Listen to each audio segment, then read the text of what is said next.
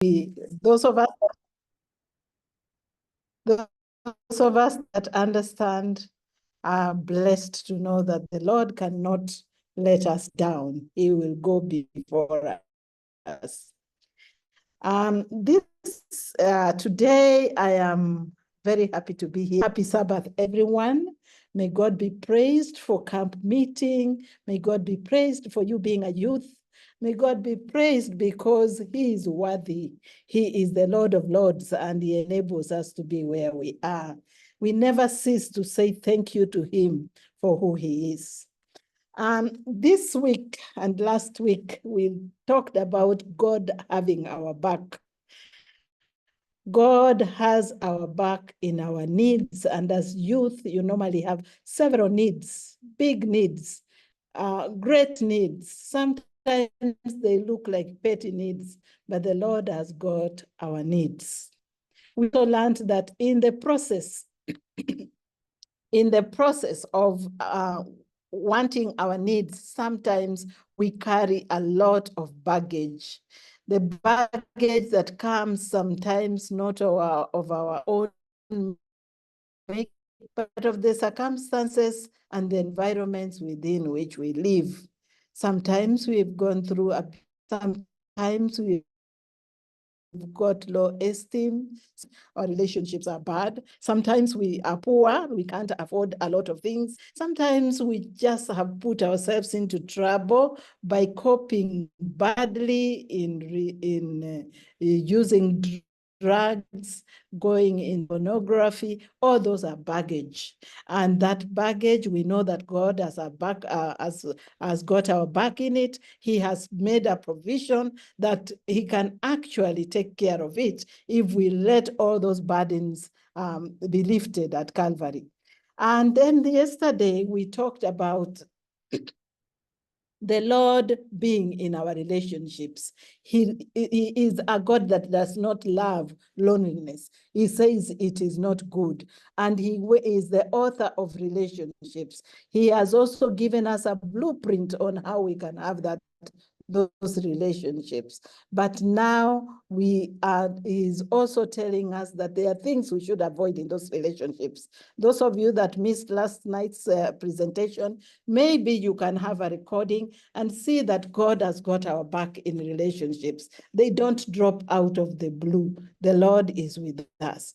Now that we know that our God has got us in many of the things that we struggle with, we need to also know that he has got us, he has taught us how to draw our boundaries so that we can enjoy our needs, we can enjoy our relationships, we can deal with our baggage. So today we are going to talk about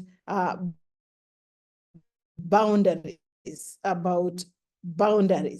Now, when we talk about boundaries, there is no better way of talking about boundaries because I'm talking to people who come from international settings. You cross borders, and when you cross borders, there are certain things that come to mind. First of all, you just don't walk from one country to another. You need permission. And that permission is usually presented by a passport. You know, when you cross boundaries, you even sometimes change driving lanes. So the rules of one country might be different from another country. But if you don't draw boundaries, people walk in and out with anything. You know, so I know that if you are walking into Rwanda, you cannot carry a plastic paper. So I know where to leave my baggage behind. If I am going to enter Rwanda, I will not carry a plastic thing across the border. So boundaries are meant to protect us. Before we go there then, I want to give you a story. I want to give you a story about two young men, and which we shall use to refer to our during our sermon. I want to talk about Alex and Jordan. They were close friends from high school, both strong in their Christian faith, you know, and they often studied the Bible together. They participated in various activities together. As they grew older, they both started working, and they got busy with their lives. but their friendship always remained strong. Another thing is that, however, Alex had a habit of always being available for everyone. He was taught that when he's a good man, he's available for everyone, including his friend Jordan. Alex believed that being a good Christian meant saying yes to every request for help, yes to any support that was needed, or even any company that people needed. He accompanied people everywhere. So sometimes he had to take very late phone calls. Sometimes he had to go to impromptu meetings, and he was always available to give emotional support to whoever that needed it. Alex felt that it was a way to show love and care, and that was a responsibility of a Christian. Even his mom wanted a piece of him most of the time. She would call him out of class to go and run a certain errand. And of course, it would be full of praises, but it started taking a toll.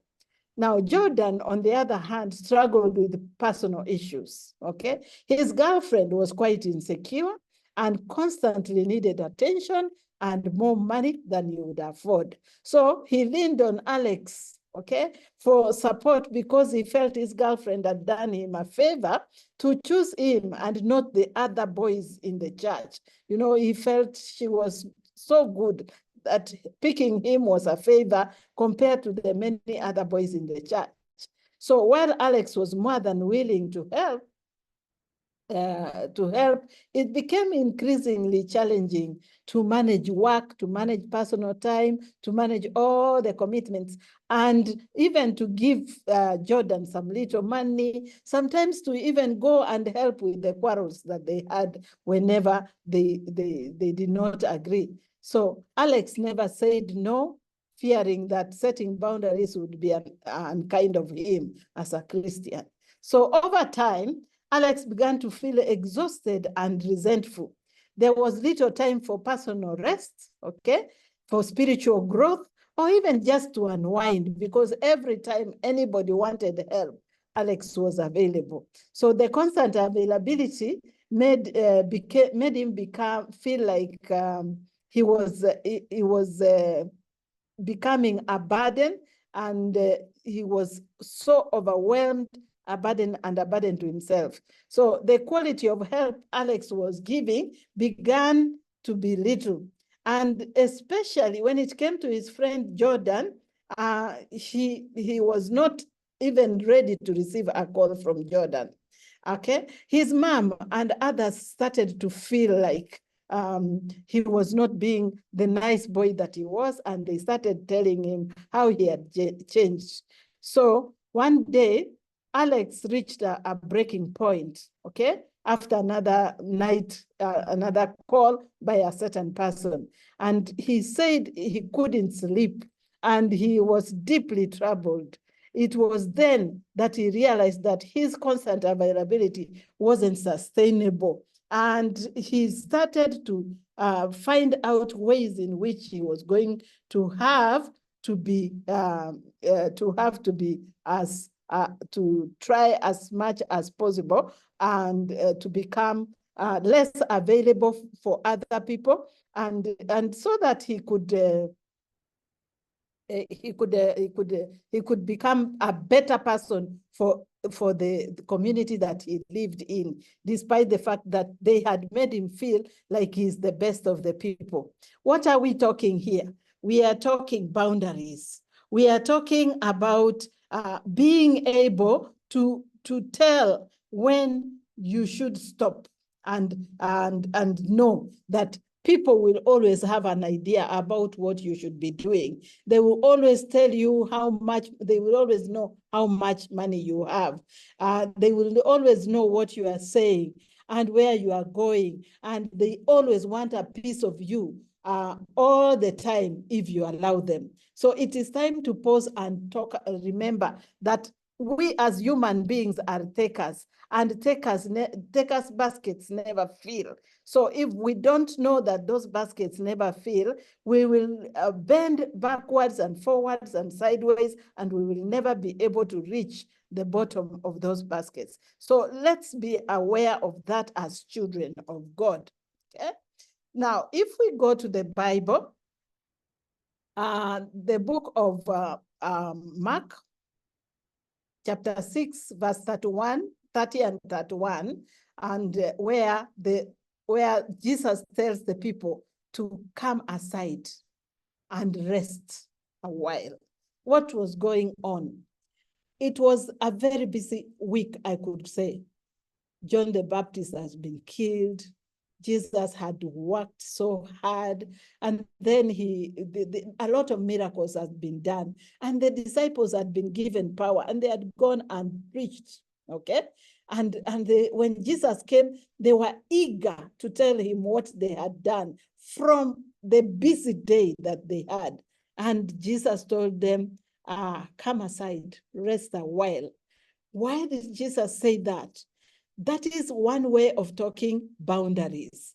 To know when to take a break, a moment for yourself, a moment of celebrating you, a moment of reflection. When you give and give and give, people might flatter you. Remember yesterday we said we should avoid people that flatter us. But now we need to know when to take a break. Even when we have struggled in life, when we have had relationships and all that, there should be a time for you to know about coming aside and resting a while so that we can reflect on what life has given us and what we are into. Without a boundary, your needs will be clouded, okay? Your needs will be clouded. There will be a cloud around your needs, and you wouldn't see them as clearly as possible because you might be giving away your needs more than you need to.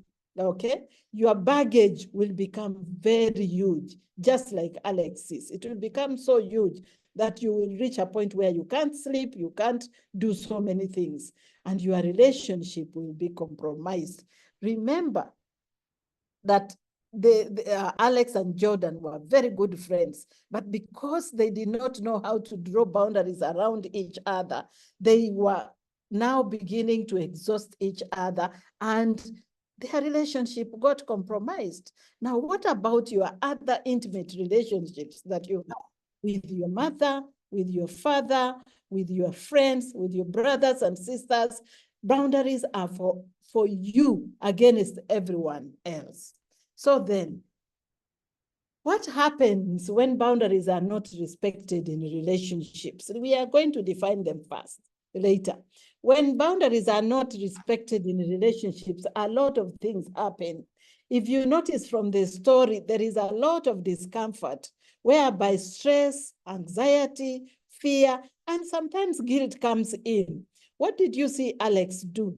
He became very stressed because he felt that he must be a good Christian. Therefore, he must always be on point whenever he is asked to do something. He started to become anxious because whenever he was at something, his mother would call, his friend would call, his friend's girlfriend would call. And so he was not looking forward to anything. People that are anxious are scared of what might be or what might not be.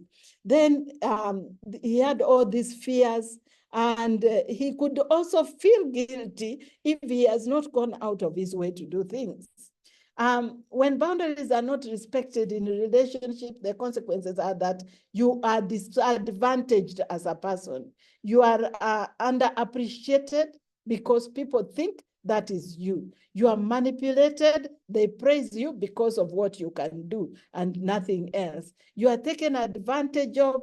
You constantly do what you don't want to do. It's nice to help money, but not at the expense of your studies or your workspace, you know. But if you don't learn to explain and draw that boundary very well, you will be hurt.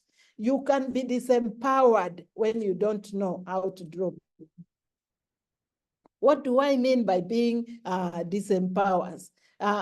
Being disempowered means that you are unable to say no without suffering the consequences. Your relationship is very non-reciprocal. because they keep pushing and pushing and pushing of what you want, what you need, because they think they know how much money you have. So they will always ask, and you always feel like, it's my duty. I must do this. I think I can do this. And nobody of those who take, nobody reciprocates. Therefore, your basket is always being emptied while you're trying to fill other people's basket. So you become very disempowered. When you don't help, you feel guilty for it, and so you go forward. Then disproportionate, whereby the relationship is one-sided. Usually when you have no boundaries, everyone is coming to you, and everyone comes to you, and you have nowhere to go. So you are enslaved to their happiness. You really want to see people happy, but no one is working on making you happy. They take the superior position, and you are inferior.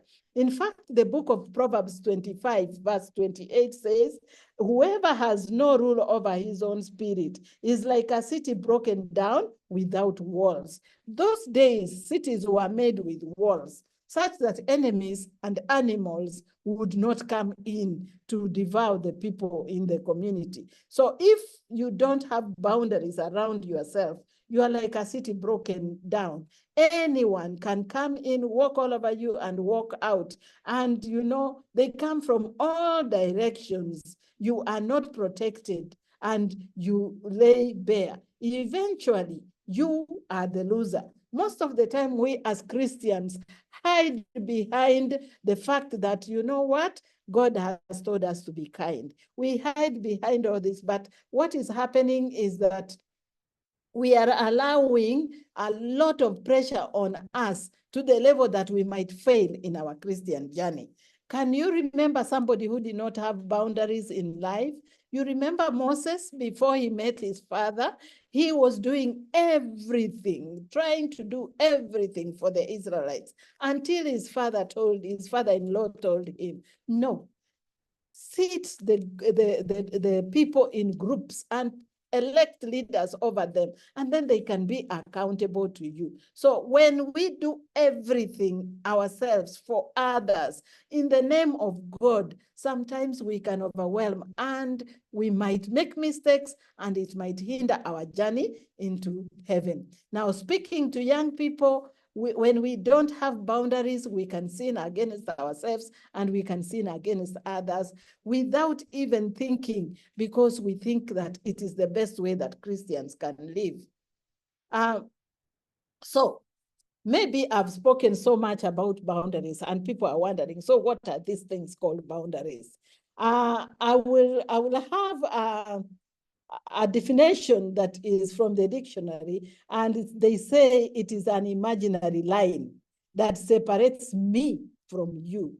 It separates your physical space, your feelings, your needs, and responsibilities from others. Your boundaries also tell other people how they can treat you, and what's acceptable and what is not acceptable. So another person said that there are extents and limits to what people consider acceptable towards themselves and to others, okay? And then also someone put it very briefly and said they're about what we need for ourselves. I don't know whether this is selfish, but for a Christian, I would say it's about what we need for ourselves. But sometimes we think what we need for ourselves is to help others, is to be in other people's space, is to volunteer, is to be a good Christian, okay? So boundaries are about protecting ourselves. This is the one that is very good. From my psychology point of view, I use this as my definition. They are about protecting ourselves from who we are as a person. Sometimes we are by nature kind, sometimes we are by nature very generous, sometimes we are by nature or by default good people, as I would say. So sometimes we have our own triggers, we have our own fears, we have We love to please other people, and sometimes we have our low esteem. All that defines us, but we need to protect ourselves from our triggers, from our fears, from people pleasing, from our low esteem. So these are about how we protect ourselves from all these things that make us weighed down in our Christian journey. I hope that now defines what our boundaries are about. So what are boundaries not? Because many people have distorted ways of thinking about boundaries. Some people think that boundaries are not setting rules for others to follow, but for you. They are not setting rules for others to follow, but they are about you. It's not about controlling other people's actions. So if you set a boundary and you say, don't step over here, that is a rule, okay? Don't knock at my door at 9, that is a rule, okay? So those rules sometimes can be broken. But when you set it about yourself, it's like somebody will knock at your door at midnight and you will not open, you will not even explain, and you don't have to write it. The next time that person thinks of coming at midnight, they will remember that you did not open the door, even if you never said anything. So they are not rules for others, but they are about you and what you want for yourself.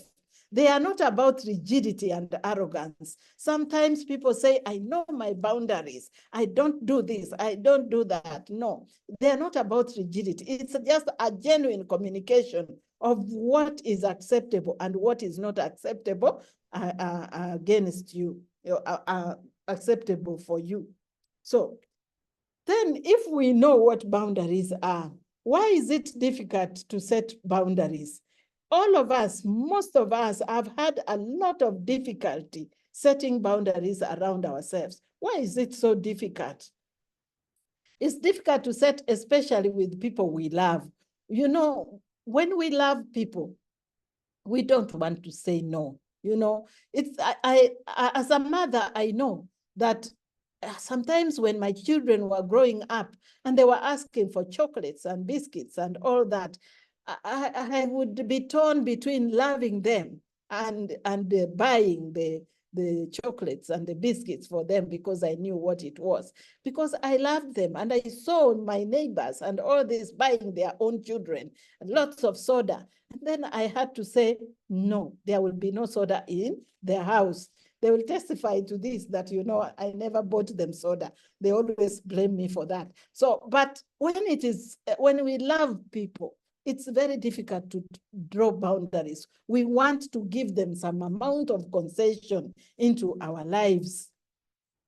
Another reason why it's difficult to set our boundaries is because we have put a little lower self-worth. We lower our worth, okay?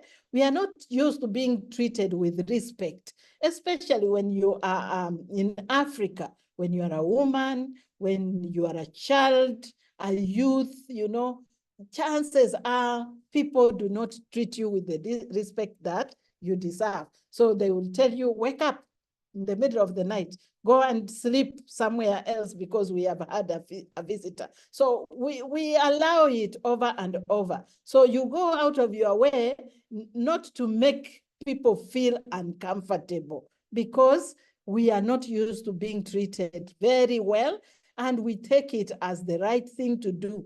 No, I know people who they are abused by their elder brothers and sisters and all that, and they take it one step at a time because they don't know any better. So they give in to so many things that they usually shouldn't give in. Also, there is this myth of upbringing that we have in the Christian circles. We are raised as good people. What do good people do?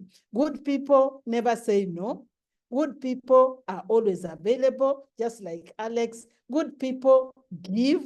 You one day say no to your auntie about giving her money and she will say you are a bad person, you know. Good people are always consistent. Good people are liked, okay? So obeying authorities and elders is a good thing, okay? So we like being called good. That's the myth of being brought up. You know, when little kids do something, we say, oh, you are very good, you are very good. And so we don't want to be called bad people. And because of that, we don't set boundaries because people might say, I am, okay? People might say, I haven't done well in this. So we sacrifice what we can take because we want to remain good. And then another thing that happens is that people are continuously trying to push our boundaries. So sometimes you really want to do your boundaries and clean them and make sure that people understand this is how you are treated. But there are people who will always want to push, and push. I'm a therapist, and sometimes I have to say no to a number of sessions because I am fully booked. But there's this person who will say, so can I come in at 8? And I say, no, you will not come at 8. What about midday? And then they say, can you be available after 5? And I keep saying, no, no, no. And then they will even walk in and sit there and say, no, I can come in between the sessions. They are pushing and pushing, not knowing that I have to work with a certain number of people per day for my own mental health. So sometimes I've given concession, but that is, I know that I'm very aware that this person is used to pushing people beyond their limits so that they can give concession to their own life. So people keep pushing us and our boundaries. And when they wave a guilty card before us, oh, you are a Christian, oh, you say you are good, we tend to say, okay, maybe I can. Have you noticed that when you break your boundaries, people will pass the word around and say, with that one, if you do this, they will agree, you know? So I am not saying that people should be rigid, but put in place these measures that teach other people how they can treat you. Are boundaries for other people? No, they are for protecting you from being overpowered, you know, from being anxious, from being manipulated, and all these things. What are the boundaries that we need to set? I need us to learn that we must set not just physical or any other boundaries, but we must set our spiritual boundaries. Spiritual boundaries means that we must set aside time to worship and embrace your beliefs without coercion or guilt. Some people read the lesson because they fear they might be asked a question and they won't know what to answer. Read the lesson because you want to understand. So you set your spiritual boundaries, not to say, I haven't read the lesson. And the Sentenga might ask me a question. You know, set a boundary knowing that I worship God because I love him and I honor him. Therefore, I'm going to make time to study the Bible, to pray, to sing, to worship him in the way I want, because I love my God. It's not like when we were in high school and it was chapel time and everybody is like, oh, it's chapel time, and people would sleep or do anything under the chairs. But we must have our own personal spiritual boundaries, which help us to nurture our spiritual self. We must have mental boundaries. You know, in this era where our mental health is being challenged all the time, we must learn to create mental boundaries. By being able to have opinions, make sure that whenever we have an opinion, it just doesn't end up in our brain. We must be able to give our opinions and ideas, as well as the ability to disagree. You know, sometimes you give your opinion and other people don't agree. Put a boundary around it and say, I get it out there. Let people digest it. If it works, it works. And if it doesn't work, it is my opinion. I should not feel bad because my opinion has been rejected. Sometimes people reject us and we go home feeling so bad, but we should draw a boundary and say, you know, the rejection, I haven't rejected myself. God hasn't rejected me. So guard our mind so that we don't get hurt and we don't become like a city whose walls are broken down, you know. Let's have emotional boundaries whereby we nurture our emotions without influence from others, from what others do or say. Draw boundaries about what people say. You know, when somebody gossips about you, for example, it is not you. This is telling something more about the other person than it is telling about you. So let's try and see that we try and admit to ourselves the emotions that we have. Suppose we are in love, that is an emotion. How do we deal with being in love? We need to draw boundaries around our emotion of love. Otherwise, we will throw it all over and then it will work against us. What about if we are sad, if we are angry? If you are sad and angry, you know how to draw the boundaries around those, okay? Okay, and also taming what you see or hear is part of what helps us to draw our emotional boundaries. Sometimes we want to see things that are not there, and our mind can tell us big things. And it's important that we draw a boundary about what other people are saying and what I am saying to myself, okay? And we should never make decisions out of guilt, because when we make decisions out of guilt, then our boundaries are shaken. And once they are shaken, we go back into manipulation, into being disempowered, into being generally disadvantaged in any relationship that we are in. Then, of course, we must draw the physical boundaries, okay? All of us need personal time. All of us need privacy, okay? All of us need a personal space. However much every human being needs personal space. And also, we must have boundaries about how we treat our own body. It's very, very important that we learn how we treat our body. That is a physical boundary. You know, if we can't sleep, you know, it means that we haven't drawn a boundary about our own self-worth at resting. We need to rest. If we need to take a shower, for example, when someone is walking around smelly, we know boundaries about their physical boundaries about the hygiene are very, very fluid, such that they are not being used. If we eat too much, if we drink too much, you know, all these things, we must be able to know how to draw those physical boundaries to keep our bodies healthy and okay. If we do this, our relationships will work very well because we know how to treat ourselves. Remember that boundaries are for you. They are not about other people. They are for you to how you treat yourself, so that other people take the cue and treat you that way from the way you treat yourself. So how do you set your boundaries? Again, the book of Proverbs 25:28 reminds us that whoever that has no rule over his own spirit is like a city that is broken down without walls. So boundaries are very personal. They are defined and communicated verbally and behaviorally.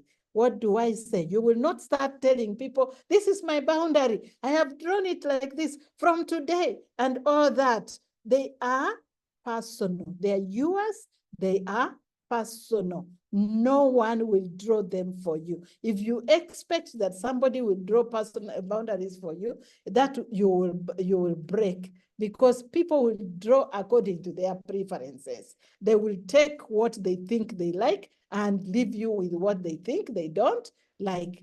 Children should be taught how to draw boundaries from very early. That is why they will say, I don't want to drink this, okay? I am tired. I want to sleep. I am going to play.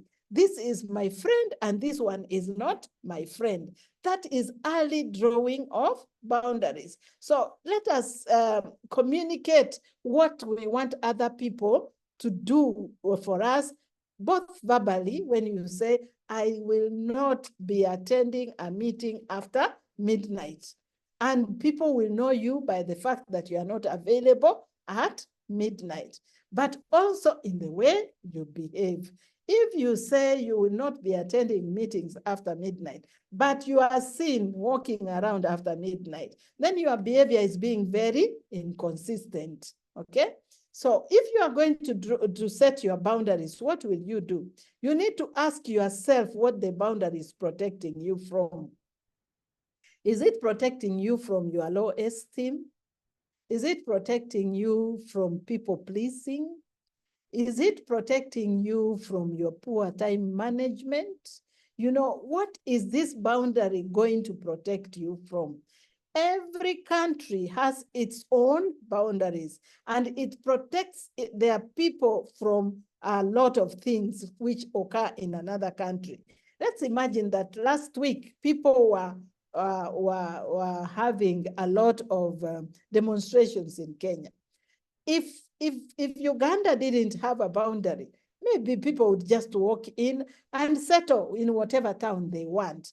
But we need to protect the sovereignty of the Ugandans, and therefore they cannot cross the border without proper permission. So a lot of the time you communicate people and they come into your life and out of your life with your permission.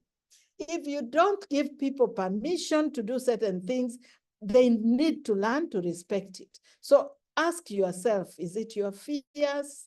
If the boundary is not protecting you from your fears, what is it doing to you? You know? So ask yourself what the boundary is protecting you from. Number two, also think about what will happen if you don't set that boundary. If you don't tell your mom, for example, that I will not be able to do the groceries because I will be at work, okay? What if you tell her that, what will she do? She probably will be able to send somebody else. Maybe you have a brother or a sister. But as long as you say, yes, ma'am, she will never know that you need to do what? To have some time. So what will happen if you don't set that boundary? It's very, very clear.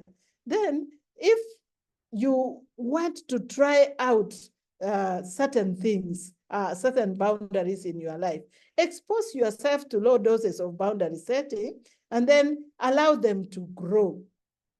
Let us imagine that you love partying against even your feeling. When you party, you come back the next morning, you feel very guilty, okay?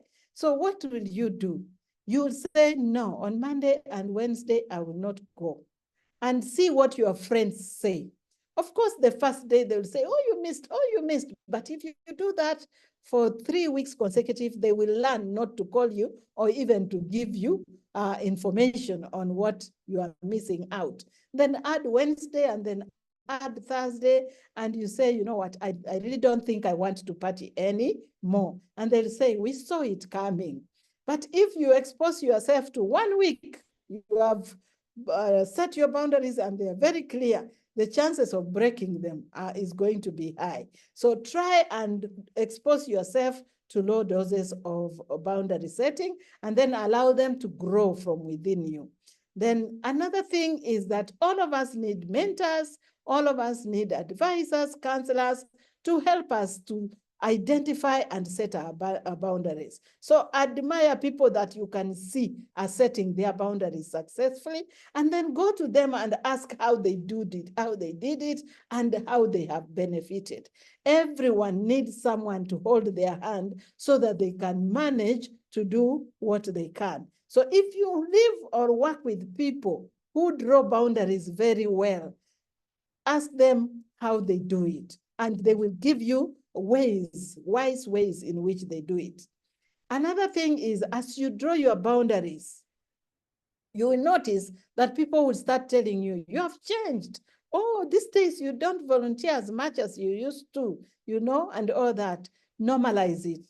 When people get upset that you are setting boundaries and they want to push them, make sure that you normalize it and say, no, it is okay. These days I've grown up. I am busy. I've got to do a number of things. And therefore, I'm not as available as I used to be. You have protected yourself from a lot of pressure that comes with responsibilities that is self-imposed because we are unable to have our boundaries. Then what do you do if people try to push your boundaries? There are people that know how to push boundaries. They really, really want to have their way with you whenever they want.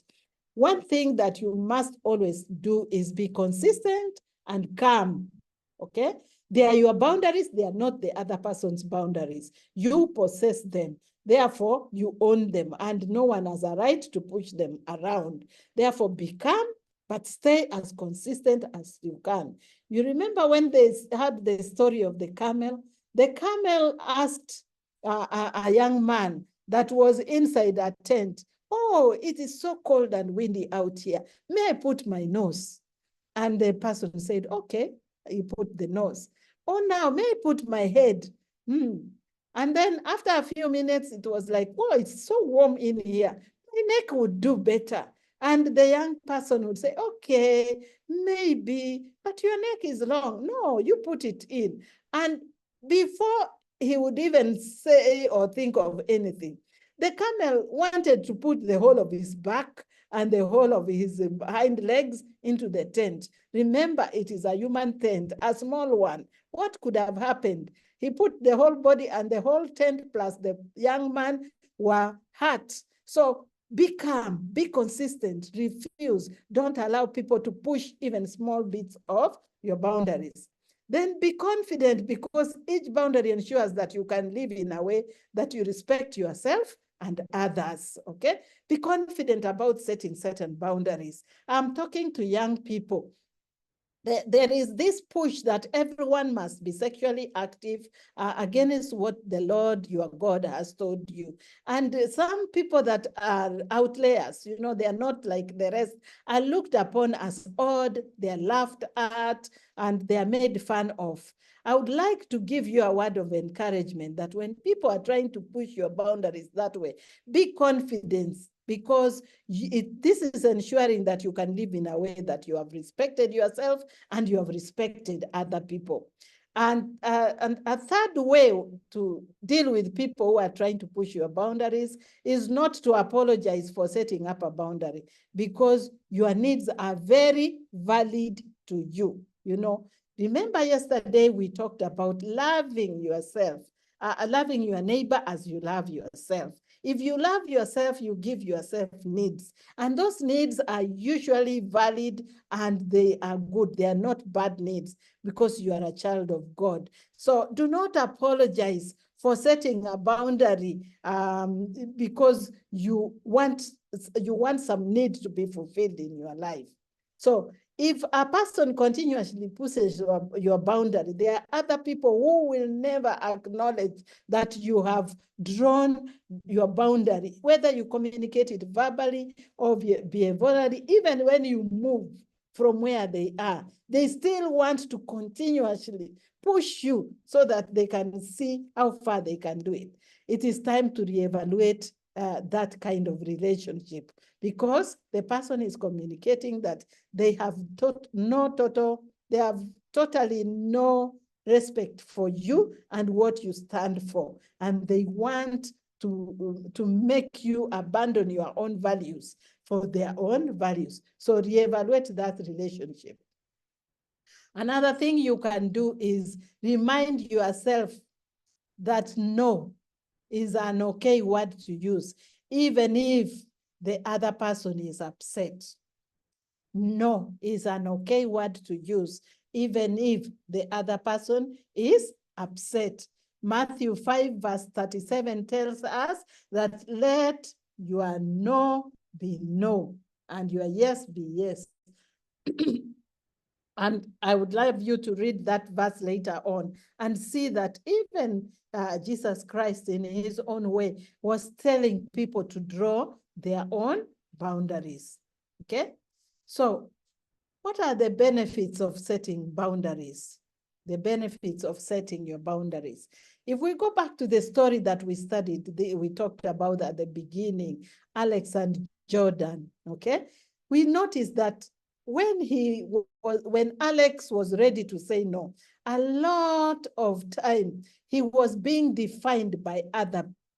So when you when you define your boundaries, it enhances your true self, because you now are in charge of your own life. Most of the time, people are the ones who define us. They tell us we are good. They tell us we are reliable. They tell us we are generous. They tell us, oh, we are the best that can be. But what are you yourself to yourself? If you know who you are, you have set your boundary, then the true you is the one that comes out very clearly. Generosity comes at your terms rather than at the terms of other people. If it is your no, it comes at your terms rather than with another person. Setting boundaries is a form of self-care. There's a lot of talk about self-care. So that's the responsibility of people's reactions is given back to them rather than you burdening yourself. That guilt, that anger, that being in a space of being in a compromising position, it all it's given back to the people who are trying to push your boundaries rather than yourself. So if you take care of yourself, you are able to say no. Now look at what happened to Alex from the beginning of the story. He started becoming anxious. Whenever he had a phone call from his friend Jordan, he was scared, you know. And then of course his money was going. So he now got back his money. Remember, his mom would call him and send him whenever she wanted to, as if he did not have a life.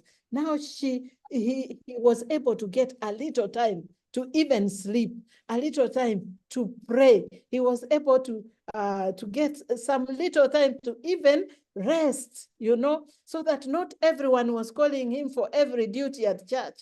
It is a form of taking care of yourself. So sometimes people think that it is the non-church people who don't know how to draw boundaries. A lot of the time, we, the good people, are the ones who don't draw boundaries on ourselves. And eventually we are exhausted, we are resentful, we are angry, not at anyone in particular, but it sets us back in our Christian journey. So setting boundaries help people to create realistic expectations about you and you about other people. You see, when you have set boundaries, people know what they can and they cannot do with you. And that is very liberating, because sometimes they put you on a pedestal. You are a saint. If you make a mistake, oh my, you will come tumbling down, because their expectations of you are very, very high. And for example, have you ever looked at little children at their fathers? Their fathers can do anything and everything. But as they grow, they begin to notice that, oh, dad is a human being. There are things I cannot ask. So they begin to protect themselves against that disappointment when they cannot provide everything that they have. So if you set boundaries around yourself, you will create people that are very realistic with you rather than those who need too much. And even you will also be expecting less than what you have been doing to other people. So it gives you safety because you are able to keep in what you want and keep out what is uncomfortable. This is the best thing that can happen to you.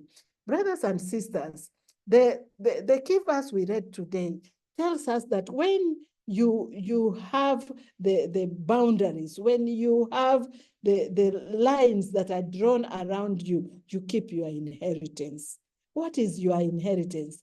That we may have life and we may have it abundantly, because that's what the Lord wants to give us. When we don't have boundaries, what happens to us? All that the Lord gives us is trampled upon, and we never get to enjoy it because we spend a lot of time trying to be everybody's piece of cake. And before it, we are spent while the other people are not as spent. So tonight, as you think about being a person in a relationship, as you think about being a person of God, think also about drawing boundaries so that the Lord can give you your needs. You know, if he gives you your needs and you have no boundaries, you will ever be needy, emotionally, spiritually, socially, because everything he gives you goes out the window. Remember that if you draw your boundaries, your baggage might be less, by the way, as we talked about last week. Your baggage might be less because now you will not please people. You know, you will not have a low estimate of guilt because you were able to say, I cannot go beyond here. You will have a stable relationship. A stable relationship knows how to respect the other person's values, the other person's boundaries, as you respect your own boundaries. Most relationships violate each other. And when you violate each other's boundaries, it's very difficult to redeem yourself because you put yourself in a situation where you will feel guilty if you want to draw your boundaries. And there is nothing bad like relating with a person who you are guilty to leave because you already gave in to them. We want to thank the Lord for speaking to us in this camp meeting about our lives and God having our back in all this. This information he gives us in his word. That's why we are saying he's got our back. So we have our God who's got our back. He teaches us how to live as young people so that we can prepare for the coming kingdom. May he bless you in providing your needs. May he bless you in taking away your baggage. May he bless you in giving you good relationships. And in doing so, may he give you wisdom to draw your boundaries very clearly. May God bless you. Amen. Amen. Amen. Amen. Amen. Amen.